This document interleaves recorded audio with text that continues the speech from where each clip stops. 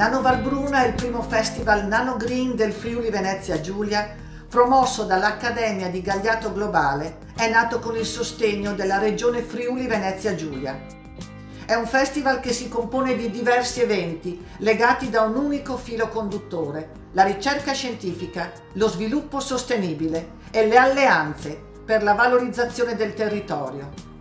Abbiamo duetti virtuali condotti da scienziati di fama mondiale che parlano di nanotecnologie applicate all'ambiente. E ancora le giornate di nanopicciole, dove i bambini si cimentano in esperimenti scientifici guidati da docenti esperti e giovani volontari.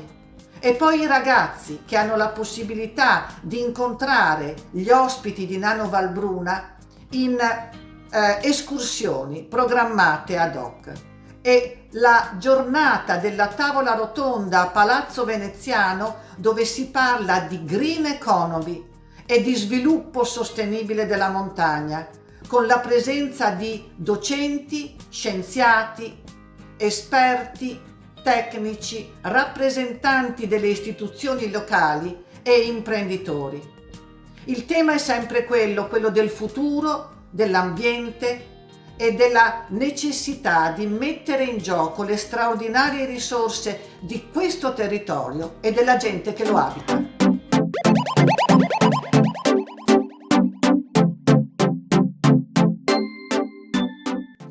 Per lo sviluppo sostenibile della montagna friulana le proposte possono essere molteplici, ma io centrerei l'attenzione sulla produzione di servizi ecosistemici, quello che viene chiamato anche la produzione di valori senza prezzo. La montagna è un grande serbatoio di valori che l'economia non sempre riesce a catturare. Ebbene, dobbiamo trovare delle strategie per valorizzare queste grandi risorse che dalla montagna possono arrivare a tutta la collettività della regione. Questo è un problema che riguarda l'economia, che riguarda la politica, che riguarda i cittadini.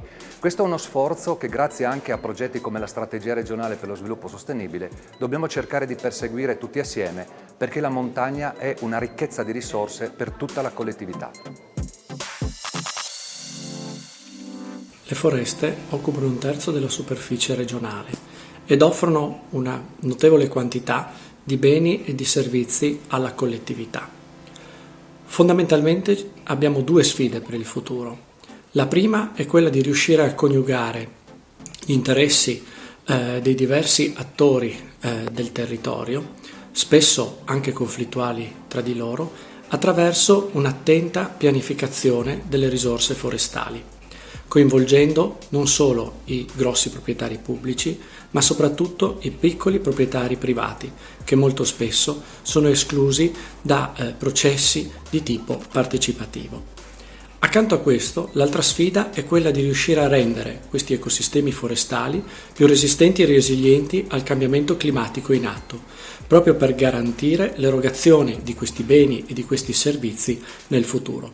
A questo scopo è importante riuscire a individuare e poi a applicare le strategie di gestione forestale più opportune proprio per mitigare il cambiamento climatico in atto.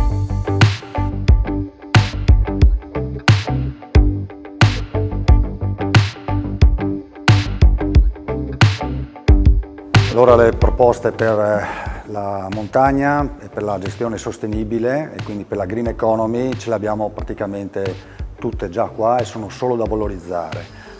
A partire dalle foreste, guardandole in una logica di multifunzionalità, ci danno le cose che ci servono, a cominciare dal legno per fare le nostre strutture, per abbellire il nostro ambiente.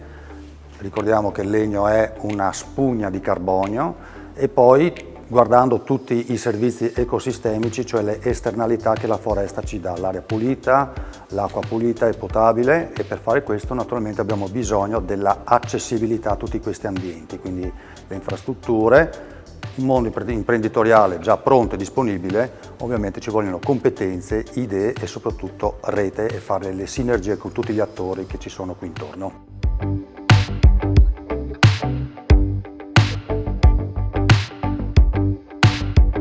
Il tema della sostenibilità è un'opportunità unica per la montagna. Il tema della sostenibilità è entrato prepotentemente all'interno del mondo del turismo e sempre più un'offerta turistica deve diventare sostenibile.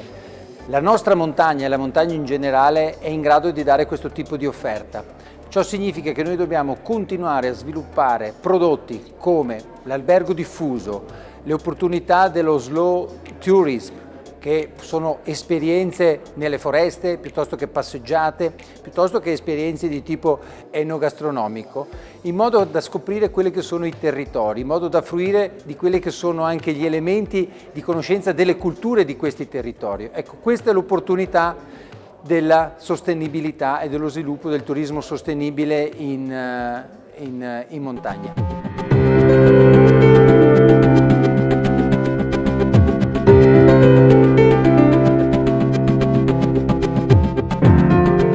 Io credo che per quanto riguarda la montagna friulana, i progetti di sostenibilità ambientale e anche di economia circolare siano molto importanti. E non è che la montagna è distante da quello che non è montagna.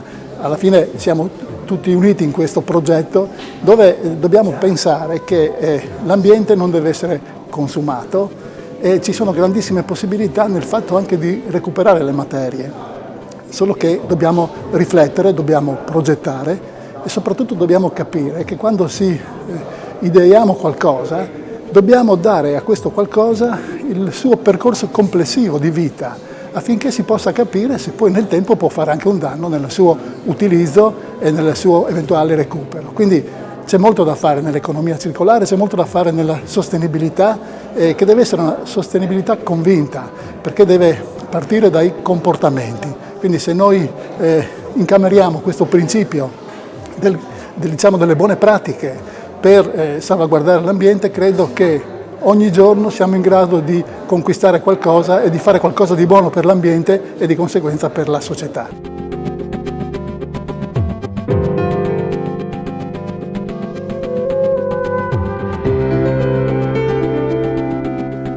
Dal punto di vista della sostenibilità e soprattutto visto i luoghi montani, la tecnologia risulta in qualche maniera lo strumento fondamentale, ma la tecnologia di per sé non dice tanto. La tecnologia ha bisogno di basi su cui partire. Oggi gli sviluppi tecnologici in qualunque ambito, che sia nel settore delle nanotecnologie, che sia nel settore delle biotecnologie, qualunque settore si vada a toccare, partono dal digitale, per cui senza poi infrastrutture digitali non si può poi far crescere niente. Di conseguenza colmare il divario digitale è la prima cosa su cui lavorare per poter poi far crescere dei nuovi modelli economici più sostenibili.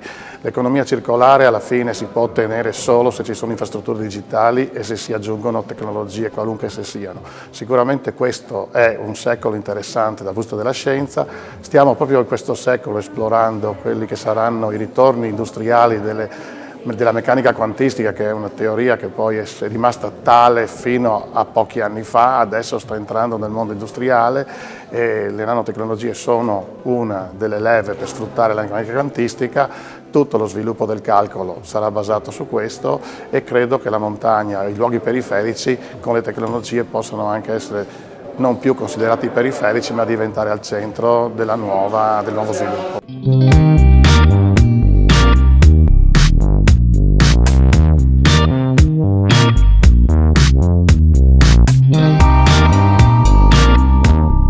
Le proposte per la valorizzazione della montagna sono senz'altro legate alla ricerca, all'innovazione tecnologica.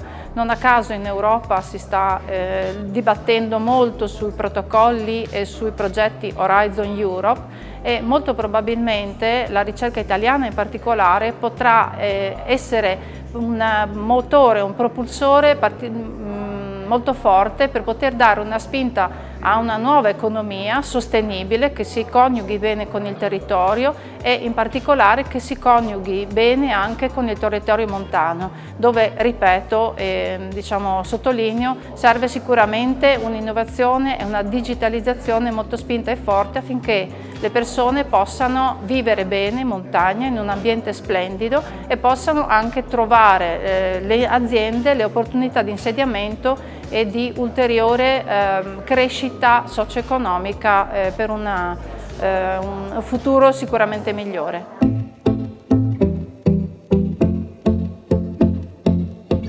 Sono molto contento di questa iniziativa del festival appunto Nano Valbruna, perché diventa centrale per la montagna friulana portare un'iniziativa di questo tipo da noi, anche a seguito della pandemia che abbiamo vissuto. È una dimostrazione di come, pur vivendo anche in luoghi un po' lontani dai grossi centri abitati, stiamo un po' dimostrando ai nostri giovani che si può nascere e crescere in una realtà come Valbruna o la Val Canale, ma essere comunque connessi ad una realtà internazionale, a una rete di università e di ricerca scientifica che ci porta di fatto al centro del mondo. Quindi spero che sia uno stimolo per i nostri giovani che comunque studiano nelle scuole superiori o frequentano l'università, di poter creare delle relazioni, delle reti, diciamo, che li portino poi in contatto con realtà del mondo. Quindi da un lato un'opportunità per loro e dall'altro un'opportunità per la nostra foresta di diventare una risorsa vera per i nuovi sviluppi economici appunto legati all'ambiente. Sono le sfide del futuro, anche a seguito del cambiamento climatico, quindi secondo me potremmo unire davvero queste due parti, giovani che provengono da questi territori e che vedono appunto nelle nanotecnologie, nella green economy e nella nostra foresta un modo per creare economia e un modo per creare anche sviluppo in questo territorio.